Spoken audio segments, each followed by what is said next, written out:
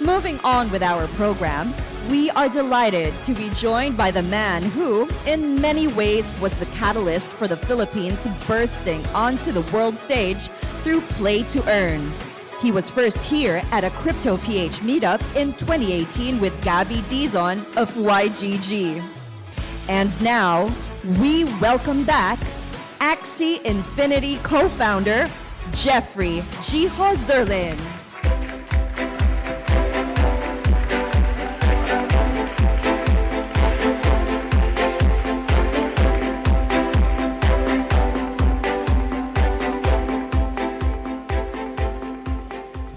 Wow, this is really surreal. I remember being in the Philippines in 2018 and 2019 and speaking in front of maybe 10 to 20 people, and yeah, I can't even count now. So this is super special, and it means a lot that you all have gathered here.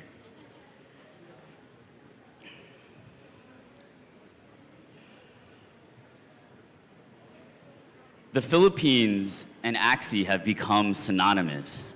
I got here a couple of nights ago, and it's been a really hard week for the industry, but as soon as I got off the plane, as soon as I started meeting people here, I could tell that Axie is alive, and the beating heart of the Axie nation is strong in the Philippines.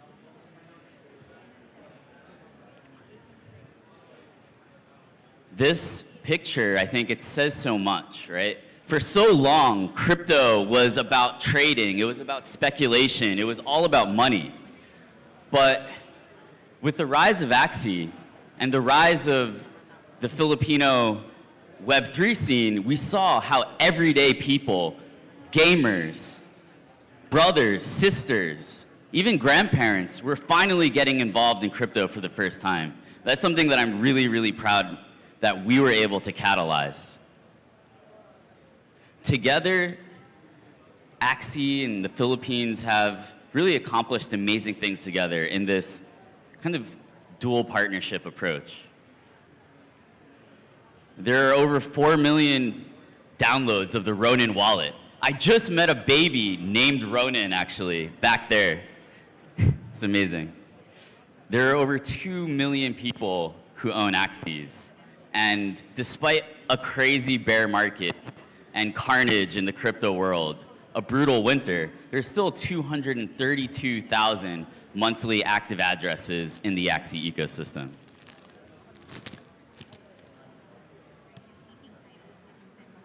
And very quietly, Axie is actually the #1 NFT project of all time by volume traded, beating even projects like CryptoPunks and Bored Ape.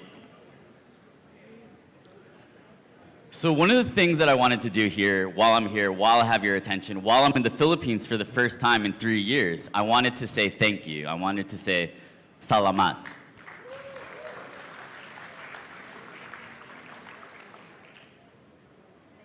It was actually very sad earlier this year when we had AxieCon in Barcelona, and for many of you not to be able to come, right? Because of the COVID restrictions and complications from that, it was difficult for us to have AxieCon in the Philippines this year. So I'm here, I wanted to make a point to visit because I know how badly so many of you wanted to attend.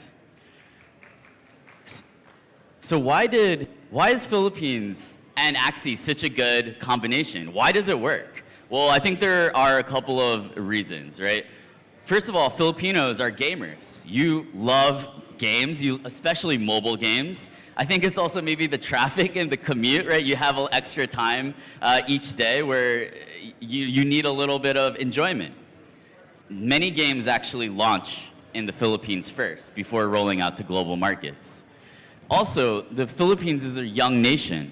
The median age here is around 25 versus 30, right? I come from the West, I'm American, and yeah, everyone is super old, and that's actually not good. But when I come to Southeast Asia, what I notice is that everyone is young, it's vibrant, people are futuristic, and willing to try new things.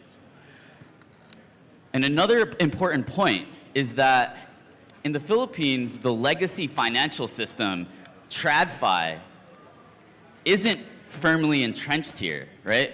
Over 30% of the country is unbanked, which might sound problematic, but to me, I see this as blue ocean, right? A lot of the extractive traditional financial institutions, they don't have a foothold here, and that's great.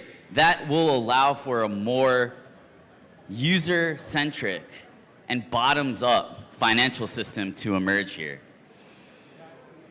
Another point that I want to make is that I think that the Philippines will be similar to the Korea of Web3. So what do I mean when I say this? Well, StarCraft is actually one of the reasons that the Korean nation was able to rise so quickly just in the last 20 years.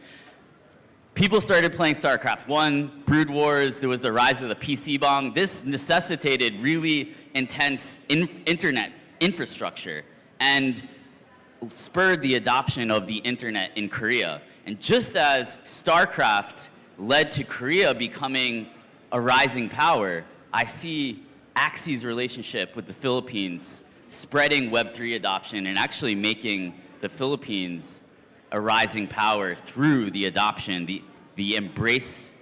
by embracing Web3. I wanted to also revisit the roots. Here is some of the original concept art that Masamune made way back in 2018.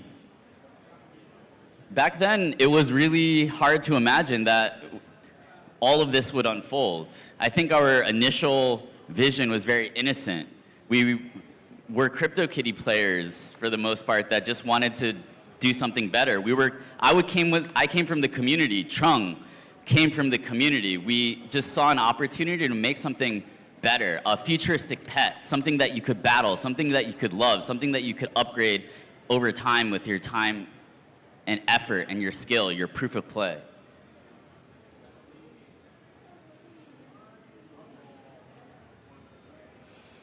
So today, I also want to talk about the future. We know that right now we're currently going a transition from the classic system to the origin system. And there are some victories to celebrate. Right now, Origins has hit over 1.1 million downloads. We're averaging over 1,000 downloads per day. In the last bear market, there were less than 1,000 people in the entire Axie community. One of the big goals for Origins has also been to balance the economy, which it's clear we've made major progress on. This is the issuance in season 1 of SLP versus the burn. And you can see that over 3x the amount earned in game has actually been burned. This shows that we're transitioning to this consumer economy. People are spending for emotional reasons, which is actually what's really needed to create a sustainable economy in the long run.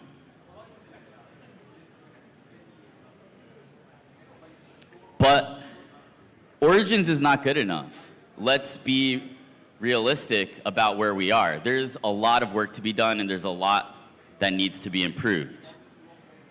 I've been talking to players here in the Philippines as well over the last couple of days, taking notes. And I think one of the good things is that a lot of the feedback and a lot of the incoming changes are relatively aligned. So we see that there needs to be more energy in cards per hand to allow for higher skill cap, more decisions in game. We also know that the Blood Moon system is a little bit frustrating, right? It's bad when a win condition is just to stall and hope that the Blood Moon takes out the opposing Axies. That's very, very frustrating. We've also heard that the community wants to help more. They want to help and be involved in the balancing process. And one of my favorite moments from Classic is when we put out a sheet for the community to actually put in their own suggestions, and we will start doing that again. We've also seen your feedback on matchmaking and are looking into that. Right? One of the big reasons that it makes sense to use tokens to incentivize play is that the more concurrent users there are, the more fun the game is, because you're getting a better match with someone at your skill level, a better, faster match. But right now, that matchmaking system is not perfect. There's a lot that needs to be improved. We've also looked at the return mechanic, right? Where now you'll be able to spend energy to actually be able to retain a card rather than having the ability to make it come back in the next turn. We also think the class archetypes need to be more clear, right? One of the things that we've seen is beast dominance. But beasts are actually a pretty fun class to play because there's a lot you can do. There is a lot of decisions you can make around how you build up and spend your rage. We want to bring that to all the classes, that optionality, that second order, higher level thinking. So we're looking at introducing a new mechanic. This mechanic would be called something like energy burst and allow for you to build up these energy shards by simply playing cards and then cash in or use those energy shards later on to actually get more energy. I know that there are a lot of guilds here today, so I want to touch on some of our principles for esports as we move forward into the future. So one of the things that we're doing is that we're democratizing esports, right? Where traditional esports programs, like what you might see out of Riot or Valve, they're very top-heavy. They focus on a few large events, rewarding the very top players. We think that there's a path forward for a more democratic esports ecosystem where you're investing in local tournaments, local tournament organizers, local talent. A system where the rewards are spread out and there can be a much larger variety of players and organizations that are able to have sustainable lives, sustainable careers through esports. We also understand that an esport needs to be skill-based. People want to see a legitimate demonstration of mastery, and that is so key to the viewer experience, which in turn is what makes the esports ecosystem function and thrive. We also, of course, need it to be sustainable. Esports has to be driving spending within the ecosystem, viewership, attention. It has to be something that pushes the entire ecosystem forward.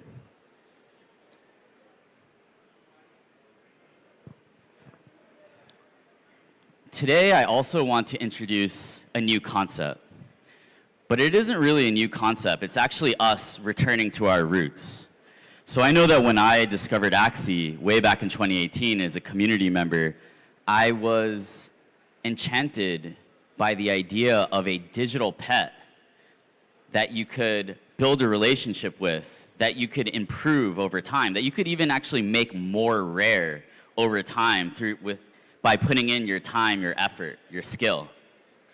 And over the years, I think, as we built out the game to be more fun, as we built out things like Ronin to make the infrastructure work, I think a little bit has been lost in terms of that pet ownership aspect of Axie. I see Axie as a collectible game with different games attached to it. It's not a battle game that happens to use collectible pets. But somewhere along the line, that got lost in translation. And we are going to prioritize the pet, the collectible aspect of Axie. Something like a futuristic Tamagotchi or Tamagotchi 2.0.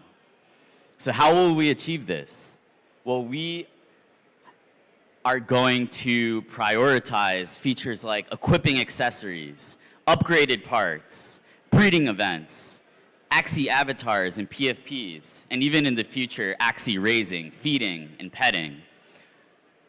When I moved to Vietnam to work on Axie, I actually had to give my dog back to my parents. And I think this is actually a really common experience for our generation, where it's really hard for us to actually have pets.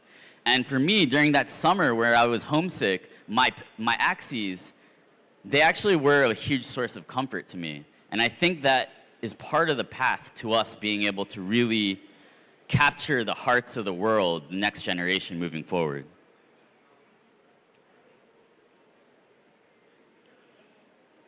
So this is a preview of what Axie core might look like on the marketplace. So these are accessories, and you can see that there are different slots where you can attach these accessories to your Axie. You can see that there's also an upgrade tab. So this is something that we're working on, and the cosmetic aspect of Axie is so important, right? Like upgrading its appearance, making it feel like a truly emotional experience to grow and own your Axies. So this is Axie Core. Axie Core is the universal Axie experience, and we see it as the foundation for all gaming experiences moving forward, right? We can't just rely on experiences like Origins or Land to fuel the ecosystem. There has to be harmony between the collectible aspect, the ownership aspect, and the gameplay. It's only by harnessing these three pillars that we can distinguish ourselves from normal games, right? We can't just be a fun game. Otherwise, we're competing with game companies that have been doing this for 20 years. It has to be through a harmony of the Web3 aspect and the game. And I think that's a really important point that I want to emphasize and make sure you all understand. And I think the community also understands this. In preparation for today and this week, I asked the community what they were most excited about. And actually, quite surprisingly, it was part upgrades, right? So this idea of actually being able to progress your Axies over time, upgrade their appearance, their ability in battle, it's something that the community has been longing for. And I want to say that I've been longing for this as well. Sky Mavis has been longing for this as well. So we're in sync. I also want to reiterate today that Land Alpha is still on track to be released by the end of 2022.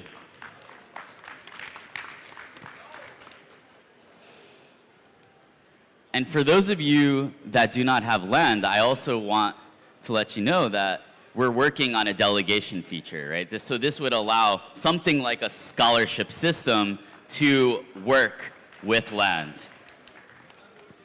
This will not be in the initial alpha, but it is something that the team has in the roadmap. So yeah, I wanted to make sure to make that point here.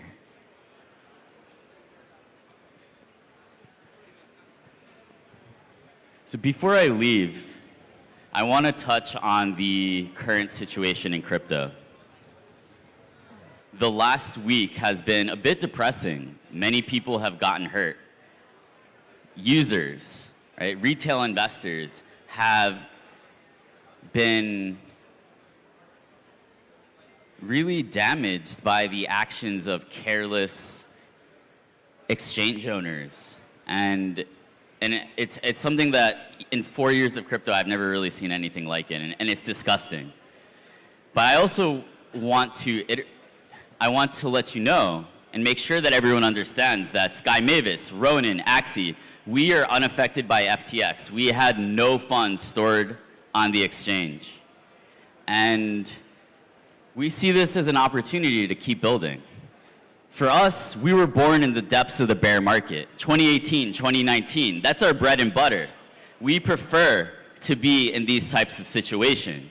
For us, wartime is normal.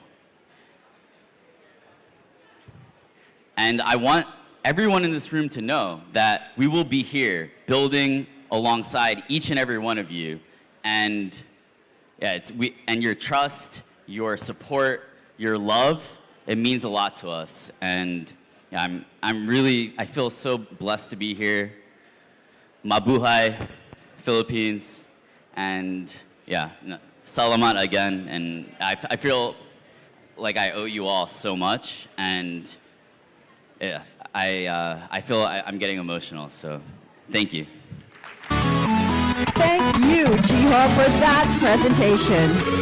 And now, to expound more on that topic, we'd like to call on Ralph Rivas from Rappler to join Jihoz on stage.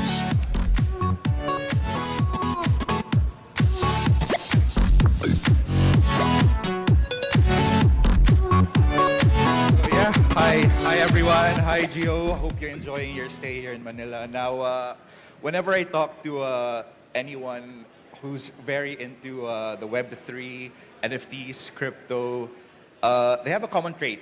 They're always on the lookout for what's next, a vision. Now, actually, on your first few slides, you say the future of Axie is Axie. So can you elaborate more about that? So what's the future looking like for Axie Infinity, and how will it shape how we play in the Web3? So this is something that we say a lot, right? That the next Axie is Axie. Why? Well, everyone's always looking for the next Axie, but to us, it's clear that the beginning is the end. And something that the community often says is that Axie is the Bitcoin of NFT gaming, right? There is no next Bitcoin. There is no next Ethereum. In a likewise manner, in a similar manner, there is no next Axie. And so that's what we kind of refer to when we mean that, yeah. So what about esports and Axie? Any key trends that you're observing, behavior preferences, changes, and how are these trends in esports shaping Axie, or how is Axie even shaping esports?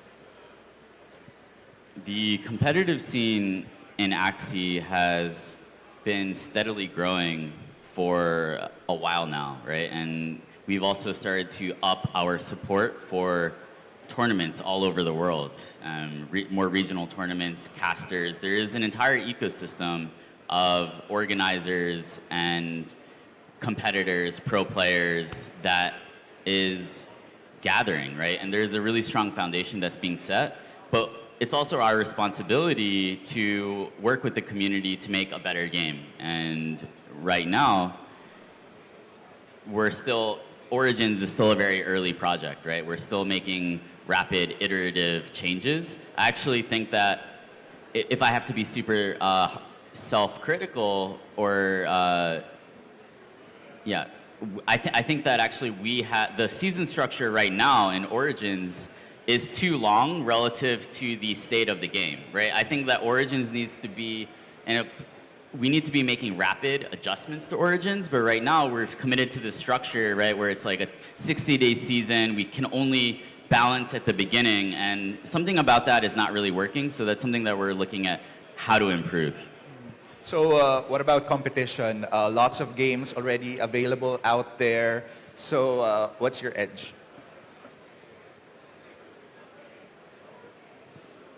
We try to build things that have never been built before and answer questions that have never been asked before. If you just try to make a better product than the competition, then you're going to, right, get involved in this arms race where nobody actually wins, right? So we try not to look at what other people are doing, and we try to invent things, right? That's our bread and butter. That's why we're able to get to this point, is because we're able to think outside the box. And if everyone is just trying to copy us and adopt our models, then we know that we're winning. If we're trying to look at other projects and learn from them too much, that actually can be really harmful. Okay, let's talk about the Philippine market. Of course, the Philippines is a huge, huge market for Axie. So what's the outlook? Any targets, or I don't know, we may not have the crystal ball, but I'm sure you have a vision of how you want to see the growth here in the Philippines. So the Philippines is one of the best, if not the best, place to have a gaming community in the world. It's a very young population. It's a country of mobile gamers, very competitive, and over time we see this becoming also a nation of incredible means and wealth as well, through the adoption and the way the country is embracing Web3. The Philippines is actually leading the world in Web3 adoption. And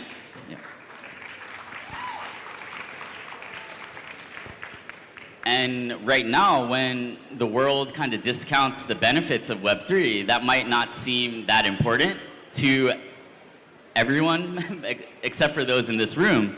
But we are believers that this technology will change the world, and anyone who has exposure to it will have this path towards a more prosperous future. Now, of course, we need to talk about the sensitive topic, of course, of the Ronin bridge hack. Now, the money was returned. I mean, people that lost their money were able to get their money back, but of course, the players were spooked. So, any assurances or how, moving forward, how do we move forward from this? Sure. So, as we pushed for mass adoption, we were driving like 130 miles an hour, and as Axie blew up, right, the amount of value in Ronin really skyrocketed. So definitely we made sacrifices on that push for mass adoption, and it was a mistake. But luckily, I think the outcome has been relatively smooth, right? Everybody has been made whole. All user funds on Ronin were quickly back to one-to-one. And I think actually our response to that crisis is being used as a blueprint for how you should deal with a crisis and how you should react to adversity, whereas other founders seem to be, right, taking the easy way out and really destroying their projects because of that. Now, for new players and those that were spooked but are now thinking of returning, so how do we appreciate Axie at this point? Play to earn, play and earn, play and win. I mean, lots of jargons there. So how should we look at Axie?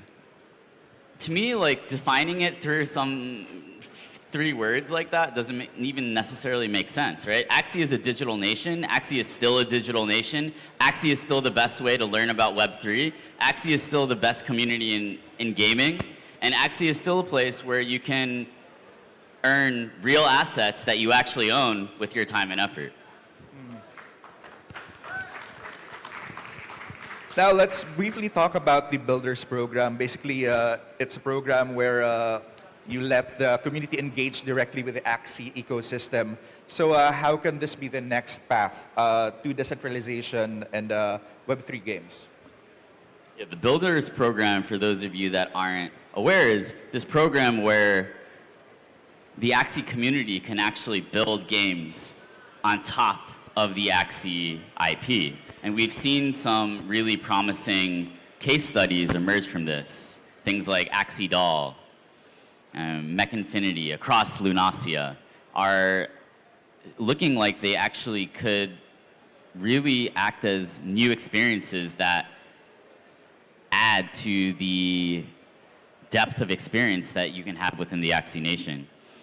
And so the initial experiments seem very promising, right? So we'll see, like, as these projects get more traction, we're actually working on an experiment with one of the projects that should go live later this month, and then we'll be able to see, like, if we take a more integrated approach, right? Maybe with something like more app.axie, giving them more social media exposure, can we meaningfully boost their adoption? We believe that is the case. So we want to see how we can how we can help these projects grow and scale over time and become increasingly more important. Yeah, so I'll give the audience a chance to ask a couple of questions. So anyone, there are 2 microphones there and there, so please just approach the microphone who wants to ask. Yeah. Yeah.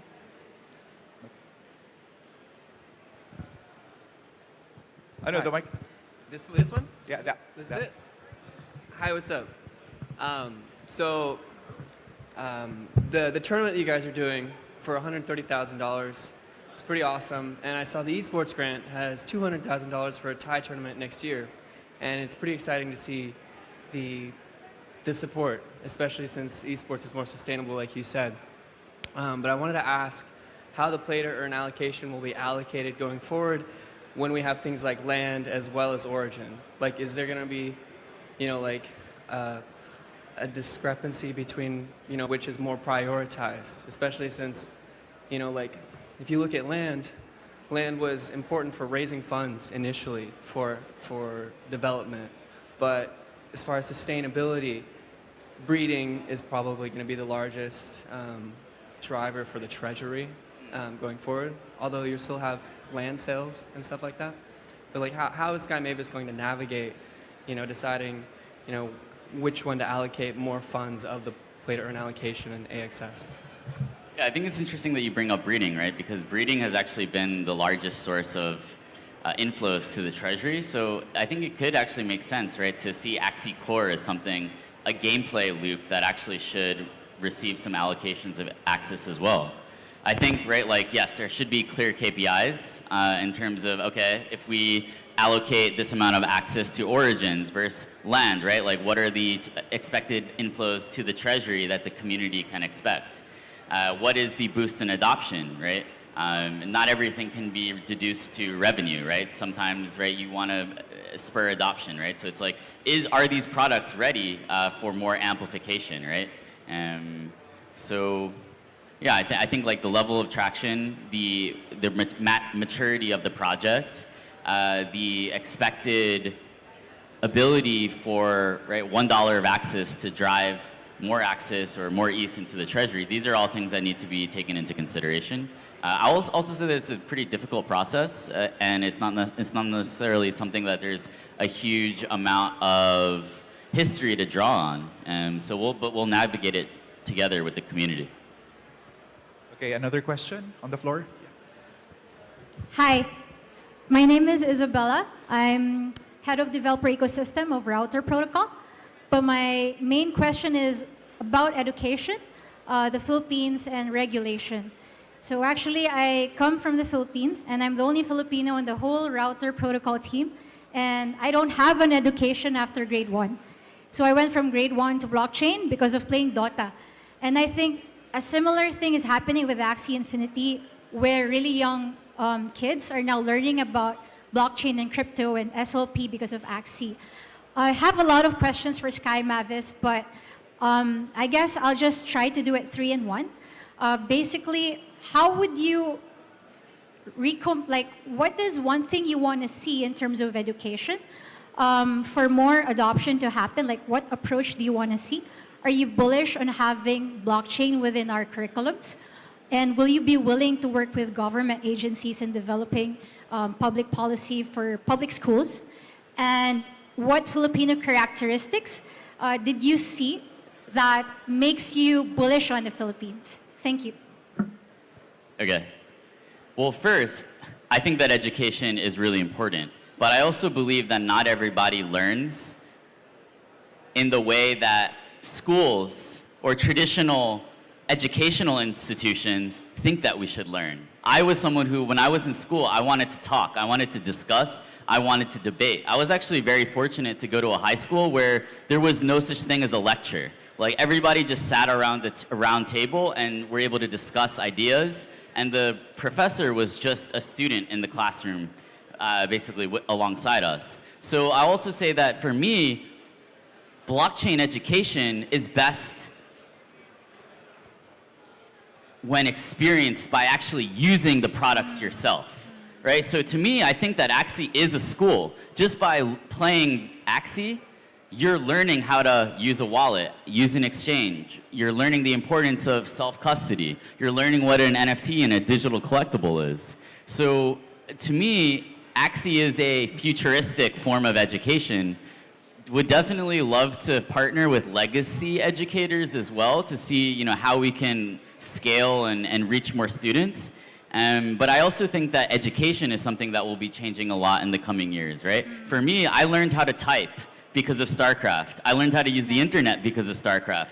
I learned how to value things and how to trade and how to barter and how to negotiate with people through Diablo. So games have always been schools. It's just that Axie is now this school where you actually get to learn this new technology, this world of Web3 as well. And that's all the time that we have. I'm so sorry. I know we have lots and lots of more questions. So, Jiho, thanks so much, and enjoy your stay here in Manila. Thank you. Thank you for having me. Thank you so much, Ralph and Jiho. Before we move on to our next batch of discussions, we will be having a 10-minute break.